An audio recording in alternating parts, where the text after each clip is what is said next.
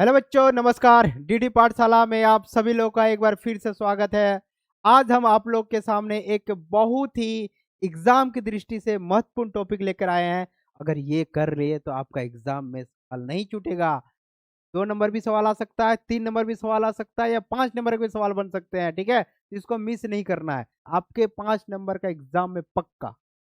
ठीक है, तो चलिए बिना देरी किए हुए शुरू करते हैं। कौन सा टॉपिक? टॉपिक का नाम है केंद्र बैंक यानी central bank. What is central bank?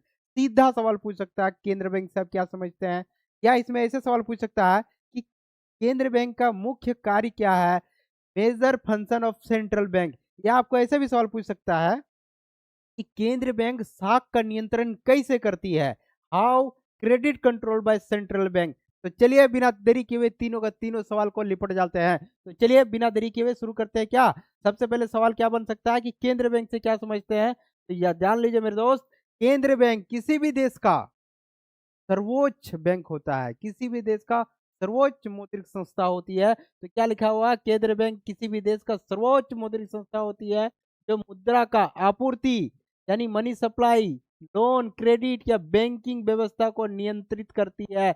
Central bank is the highest monetary authority of a country which control money supply, credit and banking system. Okay, अब आगे समझते हैं कि भारत में जो सेंट्रल बैंक है इसका नाम क्या है। In India the central bank is the reserve bank of India. Bharat में जो सेंट्रल बैंक है उसका नाम क्या है? आरबीआई है, भारत रिजर्व बैंक है। क्लियर? इसकी अगर स्थापना के बारे में पूछे, ये कब स्टेब्लिश्ड हुआ, तो बोलना क्या है?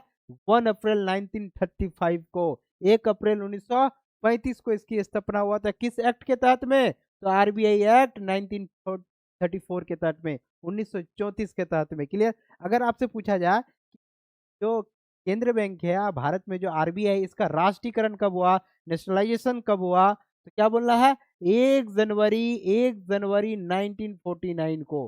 कब हुआ था? 1 जनवरी 1949 को। क्लियर? अब अगला सवाल, अगर पूछा जाए इसका हेड क्वार्टर के बारे में पूछा जाए, इसका मुख्यालय के बारे में पूछा जाए, इसका मुख्यालय पहले कहाँ हुआ करता था?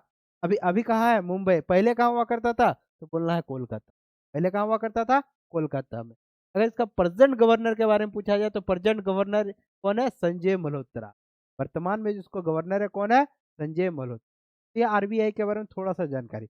अब आगे इसके बारे में पढ़ते हैं कि जो सेंट्रल बैंक है इसका मेन फंक्शन क्या है, इसका मुख्य कार्य क्या है। तो मुख्य कार्य के बारे में पढ़ते हैं। इसका मुख्य कार्य क्या है? देखिए, सेंट्रल बैंक का, कोई भी देश का सेंट्रल बैंक है, इसका मुख्य कार्य क्या है? सबसे पहले पैसा छाप, क्या करना? पैसा छाप, मुद्रा जारी करना किसका काम है? सेंट्रल बैंक का काम है। Issue of currency note. दूसरा काम क्या है? मौद्रिक नीति बनाना व लागू करना, ब्याज दर और ऋण नीति तय करना। देखिए, आरबीआई जो होते हैं, यही क्या करते हैं कि मौद्रिक नीति बनाती है। मौद्रिक नीति के तहत क्या होता है? महंगाई को कंट्रोल करना, मंदी को ठीक करना, इस प्रकार इकोनॉमी को बैलेंस रखना किसके तहत? मौद्रिक नीति के तहत करती है। जो मौद्रिक नीति कौन बनाती है? आरबीआई बनाती है। जो आरबीआई के काम होती है। आरबीआई को और क्या काम होती है? सरकार का बैंक के रूप में काम करती है, एजेंट के रूप में काम करती है, या एडवाइजर यानी सलाहकार के रूप में काम करती है। ये बैंकों का बैंक के रूप में काम करती है। जितने भी बैंक है सबका खाता कहाँ पे होता है? आरबीआई में होता है। अगला, लेंडर ऑफ लास्ट रिसोर्ट, अंतिम ऋणदाता के रूप में काम करती है। संकट में बैंकों को ऋण देने का काम करता है ना। और ऋण और मुद्रा आपूर्ति पर नियंत्रण करता है। महंगाई पर काबू के लिए, control of credit and money supply के लिए कौन काम करता है? आरबीआई करते हैं। अगला कौन काम है? विदेशी मुद्रा भंडार यानी management of foreign exchange reserve का काम भी कौन करती है? आरबीआई ही करती है। Supervision of commercial bank, commercial बैंकों को रेगुलेटिंग, नियंत्रण, सुपरविजन के रूप में काम करती है कौन? आरबीआई। वाणिज्यिक बैंक का निगरानी, बैंकों का कामकाज पर नियंत्रण कौन करता है? आरबीआई। और आरबीआई ही होते हैं जो रखते हैं इंटरनेशनल रिलेशंस भी रखते हैं, relation with international financial institute से भी, अंतर्राष्ट्रीय जो मौद्रिक संस्थाएं होती है उसके साथ संबंध रखने का काम कौन करती है? आरबीआई रहती है। ये सारे जो है, ये क्या है? सेंट्रल बैंक का मेन फंक्शन। ठीक है, इतना अगर लिख देते हैं तो आपके 3 नंबर का सवाल नहीं छूट। क्लियर? अब आगे समझ, आगे एक मोस्ट इंपोर्टेंट सवाल आप लोग के सामने क्या है कि मौद्रिक नीति से क्या समझते हैं, या आरबीआई जो होती है वो साख का नियंत्रण कैसे करती है? How credit control by central bank. इस सवाल को कैसे पूछ सकता है कि आरबीआई या केंद्र बैंक साख का नियंत्रण कैसे करती है? साख का नियंत्रण कैसे करती है? कैसे करती है? तो सबसे पहले समझिए कि साख नियंत्रण का मतलब क्या होता है। तो साख नियंत्रण का अर्थ होता है अर्थव्यवस्था में ऋण और मुद्रा के प्रवाह को नियंत्रण करना। Credit control means regulating the flowing of loan and money in the economy. क्यों क्रेडिट कंट्रोल, इसका उद्देश्य क्या है? इसका मेन उद्देश्य क्या है? To control inflation, to avoid deflation या टू मेंटेन इकोनॉमिक स्टेबिलिटी। आर्थिक स्थिरता को बनाए रखने के लिए, मंदी से बचाने के लिए, महंगाई को कंट्रोल करने के लिए, नियंत्रण करने के लिए आरबीआई क्या करती है? क्रेडिट कंट्रोल करने का काम करती है। और इसके लिए आरबीआई क्या बनाती है? एक नीति बनाती है। एक क्या बनाती है? एक पॉलिसी बनाती है। और इसी पॉलिसी का नाम क्या है? Monetary policy. क्रेडिट कंट्रोल करने के लिए इस नीति बनाती है आरबीआई, उसी नीति को क्या बोलते हैं? मौद्रिक नीति बोलते हैं, मॉनेटरी। भारत में साख नियंत्रण का कार्य भारत रिजर्व बैंक करता है। इसी कार्य के लिए आरबीआई जो नीति अपनाता है क्या बोला जाता है? मौद्रिक नीति। India credit control is done by the reserve bank of India. For this function this policy adopted by the RBI is called monetary. Clear? अब आगे हम लोग समझते हैं क्या होती है। हाँ, एक बात, आरबीआई जो मॉनेटरी पॉलिसी बनाती है क्रेडिट कंट्रोल करने के लिए, तो बहुत सारा टूल्स को अपनाती है। ठीक है, इस टूल्स को दो भाग में बांट के पढ़ सकते हैं। एक भाग में क्या बांट के पढ़ सकते हैं? क्वांटिटी मेथड, और दूसरा क्या है? Quality method. हम क्वांटिटी मेथड का आज बात करेंगे। क्वांटिटी मेथड में कौन कौन सा टूल्स के बारे में पढ़ते हैं? तो क्वांटिटी मेथड में हम लोग सीआरआर के बारे में पढ़ते हैं, हम लोग एसएलआर के बारे में पढ़ते हैं, हम लोग बैंक रेट के बारे में पढ़ते हैं, हम लोग रिपो रेट के बारे में पढ़ते हैं, हम लोग रिवर्स रिपो रेट के बारे में पढ़ते हैं, हम लोग ओपन मार्केट ऑपरेशन के बारे में पढ़ते हैं। ये सारे टूल्स होती है monetary policy. Monetary policy in सारे टूल्स का उपयोग करके क्या करती है? महंगाई को यानी इन्फ्लेशन को कंट्रोल करती है या डिफ्लेशन से बचाता है। सारे को कंट्रोल करने का काम किसका हाथ में है? आरबीआई के हाथ में। क्लियर? इन सारे टूल्स की सहायता से क्या करती है? कंट्रोल करती है। तो चलिए एक एक टूल्स के बारे में हम लोग डिटेल से पढ़ते हैं। सबसे पहले हम लोग देखेंगे, क्या देखेंगे कि बैंक रेट क्या होती है। सबसे पहले क्या समझेंगे? बैंक रेट क्या होती है। देखिए, बैंक रेट वह रेट होती है जिस पर आरबीआई, देखिए बैंक रेट का मतलब वह रेट जिस पे आरबीआई किसको देती है? कमर्शियल बैंक को। आरबीआई जितने भी कमर्शियल बैंक को जिस रेट पे लोन देता है, वैसा लोन को हम लोग बोलते हैं बैंक रेट, है ना। और इसमें एक टेक्निकल वर्ड क्या याद रखना है? आरबीआई जिस रेट पे लंबा समय के लिए दीर्घकालीन ऋण देती है, वैसा ऋण को हम लोग बोलेंगे बैंक रेट। क्लियर? देखिए, bank rate which reserve R यानी RBI gives long term loan to commercial bank. वह ब्याज दर जिस पर आरबीआई वाणिज्यिक बैंक को दीर्घकालीन ऋण देता है। क्लियर? अगर बैंक रेट अगर ज्यादा होगा तो लोन भी क्या हो जाएगा? महंगा होगा। लोन क्या होगा? महंगा होगा। अगर लोन महंगा होगा तो लोग कम लोन लेंगे, कम लोन लेंगे तो लोगों के पास पैसा कम पहुंचेगा।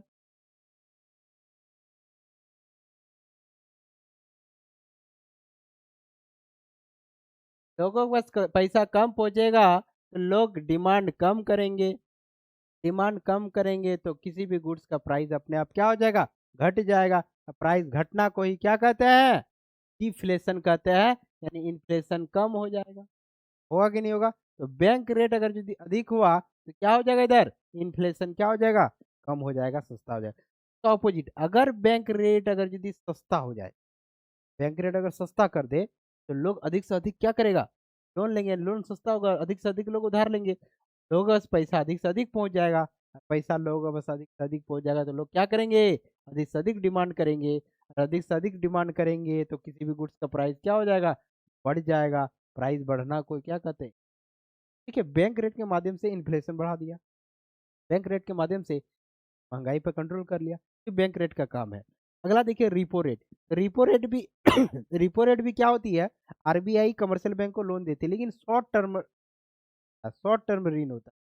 वो ब्याज दर जिस पर आरबीआई अल्पकालीन ऋण देता है, ठीक है, उसको बोलते हैं रिपो रेट। अगर रिपो रेट कम है, रिपो रेट कम है, रिपो रेट सस्ता है तो क्या होगा, लोन भी सस्ता होगा, लोग अधिक से अधिक उधार लेंगे, मनी का सप्लाई अधिक से अधिक हो जाएगा, लोगों के पास पैसा अधिक से अधिक आ गया तो लोग डिमांड भी अधिक से अधिक करेंगे, और किसी भी गुड्स का डिमांड अधिक हो गया तो प्राइस भी बढ़ जाएगा, प्राइस बढ़ना को बोलेंगे इन्फ्लेशन, है ना। आगे देखिए repo rate, opposite, repo rate अगर यदि महंगा है, रेपो रेट अगर यदि ऊंचा रेट पे है, इंटरेस्ट रेट ऊंचा है, तो लोन भी क्या हो जाएगा, महंगा होगा, लोग कम उधार लेंगे, पैसा कम पहुंचेगा, पैसा ही नहीं रहेगा तो डिमांड कम करेगा, और डिमांड कम होगा तो कोई सस्ता बिके, कोई सामान बिकेगा ही नहीं, सस्ता हो जाएगा मार्केट, तो बोलेगा डिफ्लेशन, है ना। तो रेपो रेट के माध्यम से भी हो जाएगा, क्लियर। अब आगे देखिए और टूल्स के बारे में, एक टूल्स है रिजर्व रेपो रेट, क्या है, हाँ, reverse repo rate. Reverse repo rate क्या होती है, ये उल्टा होती है। कमर्शियल बैंक आरबीआई को पैसा देती है, कमर्शियल बैंक आरबीआई को पैसा रखने दो या उधार दो, जो भी दो, लेकिन कमर्शियल बैंक से आरबीआई के पास पैसा देता है। अगर आरबीआई अगर आरबीआई क्या करती है, हाँ, अगर आरबीआई रिवर्स रिपो रेट ज़्यादा देती है तो बैंक आरबीआई के पास पैसा ज़्यादा रखना चाहेगा, आरबीआई पैसा ज़्यादा रखना चाहेगा, यानी लोगों के पास पैसा कम भेजना चाहेगा, यानी मनी सप्लाई क्या हो जाएगा, कम। तो लोगों के पास पैसा ही नहीं रहेगा तो डिमांड भी कम करेगा, और डिमांड कम होगा तो प्राइस घटेगा, मार्केट क्या हो जाएगा, डिफ्लेशन, है ना। इसका ऑपोजिट देखिए, अगर रिवर्स रिपो रेट अगर यदि कम हो जाएगा तो बैंक क्या करेगा, बैंक रेट कम दे रहा है तो बैंक लोगों को पैसा ज़्यादा देना शुरू करेगा, यानी मनी सप्लाई ज़्यादा से ज़्यादा करेगा, तो मनी सप्लाई अधिक हो जाएगा, डिमांड भी अधिक हो जाएगा, प्राइस भी अधिक हो जाएगा, इन्फ्लेशन हो जाएगा। लोगों का पैसा अधिक रहेगा तो डिमांड भी अधिक से अधिक करेगा, है ना, और डिमांड अधिक होगा तो प्राइस भी बढ़ जाएगा, इन्फ्लेशन आ जाएगा मार्केट में। उसी प्रकार देखिए cash reserve ratio, cash reserve ratio क्या होता है, तो कैश रिजर्व रेशियो एक ऐसा, अगर बैंक के पास जितना पैसा आता है आरबीआई एक रूल बनाती है, क्या रूल लागू करती है कमर्शियल बैंक पर, जितने भी कमर्शियल बैंक है उसका एक फिक्स्ड अमाउंट आरबीआई के पास रखना ही पड़ेगा, कैश रूप में, नगद रूप में, जिस रेट पे रखना होगा उसी रेट को सीआरआर बोलते हैं। तो सीआरआर का मतलब कमर्शियल बैंक को आरबीआई के पास नगद रूप में कुछ अमाउंट रखना पड़ता है ना, उसको बोलते हैं सीआरआर। अगर सीआरआर ज्यादा है, यानी सीआरआर ज्यादा, कैश रिजर्व रेशियो ज्यादा है तो बैंक को बैंक को आरबीआई के पास ज्यादा पैसा रखना होगा, और ज्यादा पैसा रखना होगा यानी लोन देने की क्षमता क्या हो जाएगा, घट जाएगा, तो मनी सप्लाई भी क्या हो जाएगा, कम हो जाएगा, मार्केट में पैसा नहीं जाएगा तो डिमांड कहाँ से करेगा, डिमांड नहीं करेगा तो प्राइस भी सस्ता हो जाएगा, मार्केट क्या हो जाएगा, डिफ्लेशन। अपोजिट देखिए, सीआरआर अगर सस्ता है तो लोन देने की क्षमता बढ़ जाएगा, लोगों को मनी सप्लाई भर भर के छिटेगा, और पैसा आ जाएगा मार्केट में तो डिमांड भी बढ़ जाएगा, और किसी भी गुड्स का डिमांड बढ़ेगा, डिमांड अधिक से अधिक हो रहा है तो प्राइस भी बढ़ जाएगा, प्राइस बढ़ना कोई क्या कहते हैं, इन्फ्लेशन। ठीक है, सीआरआर के माध्यम से भी इन्फ्लेशन और डिफ्लेशन हो गया ना। अब देखिए आगे एसएलआर के माध्यम से क्या होता है, एसएलआर के माध्यम से भी ऐसा होगा। एसएलआर का मतलब क्या होता है, फिर आरबीआई का एक रूल है, क्या रूल है, जितने भी कमर्शियल बैंक है, जितना भी आपके पास पैसा जमा होता है कस्टमर के थ्रू से, उस पैसा का कुछ फिक्स्ड अमाउंट आप अपने पास सोना के रूप में रख लो, संपत्ति के रूप में रख लो, या कोई भी गवर्नमेंट सिक्योरिटी के रूप में रख लो, या कैश रूप में, लेकिन रख लो, लेकिन अपने पास रखो। कितना अमाउंट रखना है ये आरबीआई तय करेगी। अगर आरबीआई ज्यादा रखने के लिए बोलती है, ये सारे संपत्ति ज्यादा रखने के पास रखने बोलती है, तो लोन देने की क्षमता क्या हो जाएगा, घट जाएगा, लोन देने की क्षमता घट जाएगा तो मार्केट में पैसा कम पहुंचेगा, तो लोगों के पास पैसा ही नहीं रहेगा तो डिमांड भी कम करेगा, और डिमांड कम होगा तो किसी भी गुड्स का प्राइस घट जाएगा, है ना। तो प्राइस घटना को क्या बोलेंगे, डिफ्लेशन, यानी मंदी का मार्केट आ गया। इसका अपोजिट, अगर एसएलआर कम है, एसएलआर कम है तो लोन देने की क्षमता क्या हो जाएगा, बढ़ जाएगा, मनी सप्लाई मार्केट में ज़्यादा हो जाएगा, ज़्यादा हो जाएगा तो लोग ज़्यादा से ज़्यादा सामान खरीदेंगे, डिमांड ज़्यादा से ज़्यादा होगा, डिमांड ज़्यादा होगा तो प्राइस भी बढ़ेगा, प्राइस बढ़ना को क्या कहते हैं, इन्फ्लेशन, इन्फ्लेशन का मतलब मुद्रास्फीति आ गया, महंगाई का मार्केट, है ना। ऑपोजिट, और दूसरा और एक अगला टूल्स क्या, ओपन मार्केट ऑपरेशन, OMO, खुली बाजार की क्रिया है। इसमें क्या आती है, आरबीआई क्या करती है, गवर्नमेंट सिक्योरिटी है, क्या करती है, बेचती है, खरीदती है, बेचती है, खरीदती है। अगर बेच देती है, गवर्नमेंट सिक्योरिटी को क्या करती है, बेच देती है। बेच देने का मतलब पैसा को अपने आप खींच लेना। बेच दी मतलब कोई खरीदा हुआ यानी पैसा मार्केट से अपने पास आ गया। अगर बेच देता है, सेल कर देता है, तो लिक्विडिटी कहाँ पहुंच जाता है, कम हो जाता है मार्केट में। पैसा मनी सप्लाई क्या हो जाएगा, कम हो जाएगा। अब मनी सप्लाई कम हो जाएगा, लोगों से पैसा नहीं रहेगा तो डिमांड भी क्या करेगा, कम। और किसी भी गुड्स का डिमांड ही घट जाएगा, कोई खरीदने वाला ही नहीं रहेगा, तो मार्केट क्या हो जाएगा, सस्ता, प्राइस क्या हो जाएगा, कम। आ जाएगा डिफ्लेशन का मार्केट, है ना।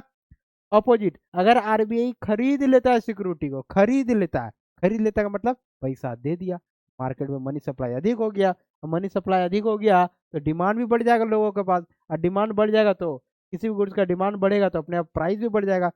प्राइस बढ़ जाना को क्या कहते हैं, इन्फ्लेशन। तो देखो आरबीआई मॉनेटरी पॉलिसी के तहत कभी इन्फ्लेशन करती है, कभी डिफ्लेशन करती है, इन्फ्लेशन करती है, डिफ्लेशन करती है। ये मॉनेटरी पॉलिसी का काम है। अगर आप इतना बना के लिख देते हैं तो आपके 5 नंबर कहीं से कहीं नहीं छूटेगा। तो ये आपका रहा कंप्लीट। अगर क्वालिटी मेथड लिखना चाहते हैं तो क्वालिटी मेथड हम लोग नेक्स्ट क्लास में कर लेंगे, ठीक है। तो तब तक के लिए आप लोग डीडी पाठशाला के साथ जुड़े रहिए, और नेक्स्ट वीडियो में हम लोग एक इम्पोर्टेंट और भी टॉपिक लेकर आएंगे। तो तब तक के लिए जय हिंद।